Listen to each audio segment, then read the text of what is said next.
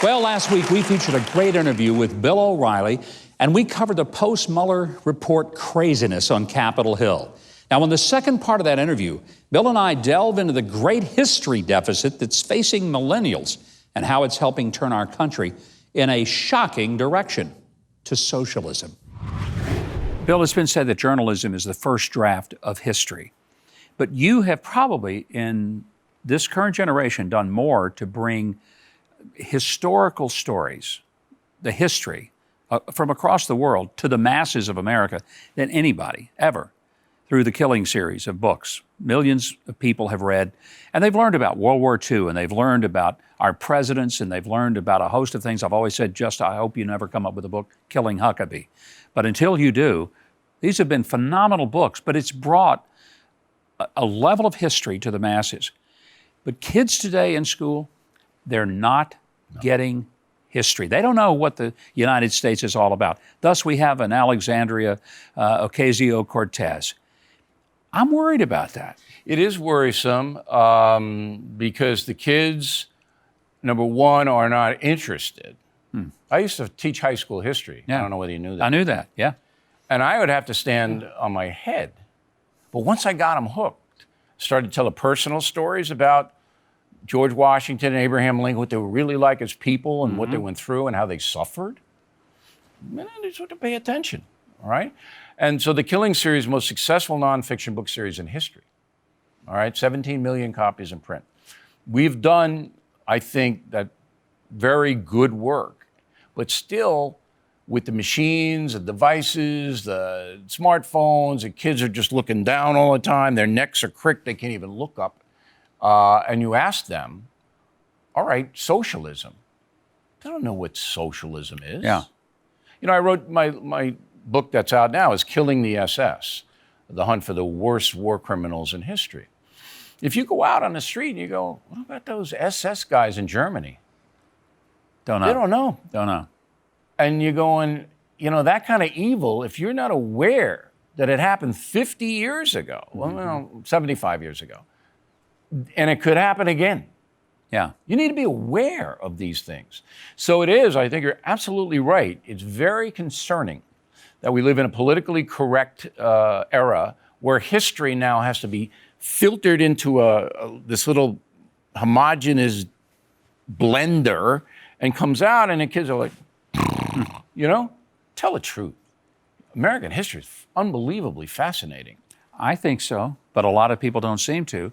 You mentioned socialism. You know, it occurred to me that Alexandria Ocasio-Cortez was born a month after the Soviet collapse. Right. She's had no frame of reference, and many of the young millennial generation, they have no frame. They didn't live through the Cold War. They never felt that there was a threat of communism.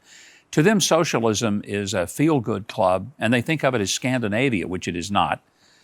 Scandinavia. But can we salvage what they think about governments and the way that they're formed? It can only be done on an individual basis. You're not going to be able to get the public school system to buy into a commitment to educate American children as to the realities of the world. I took my son to Cuba, 13 years old. All right? I said, we're going to Cuba. He goes, what? I said, yeah, we're going. All right?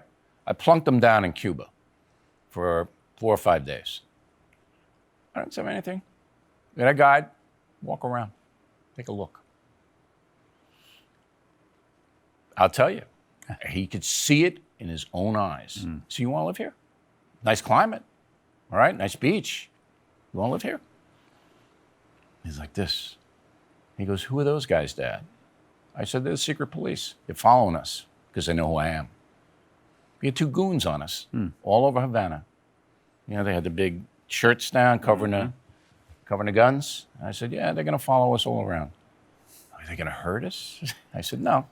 They just want to know what we're doing. All right? And when you live in a socialist or communistic nation, that's what you're going to have. People are following you around. And I do that for my children. I take them, all right, not only to foreign nations, but all over the United States, and I show them where Custer got the arrow and why he did. And if every parent would do that, you know, to some extent, then we would start to bring the country back to understanding why it's the greatest country in the world. Because we don't understand why it is now. Alexandria, as much as I admire her work ethic, she kicked that Crowley's butt, and he was an old-time corrupt Paul, and I was happy. Yeah. But she doesn't know, you're right, she doesn't know anything. Can you imagine her up against me? I'd love to see it. I think it would be a delightful That'd be debate. 30 seconds. I'll pay big money to show up for that one. I want And the I don't want to broadcast be rights. arrogant or supercilious, because I went to Boston U too. I have a broadcast journalism degree there. But she doesn't know anything. But is she challenged by the press? No. No. She's not. She's a star. Cover of time. Bill, it's always great visiting All right, with you. Governor. I can't wait to see the new book on the United States of Trump coming out in September. Yep. I'm sure people can start pre-ordering it pretty soon. Pre-order it anywhere, and no, it's not a pro-Trump, it's not an anti-Trump, it's just history. Anxious to have you back on the show when it comes out, and let's talk about it. All right, Pam. Thanks for having me on. I Great to appreciate see it. you, Bill. Thank you. Be sure to visit BillO'Reilly.com for Bill's daily news analysis, insight, and a lot more. And you can also pre-order his upcoming book, The United States of Trump, on Amazon, or you can get it at BillO'Reilly.com.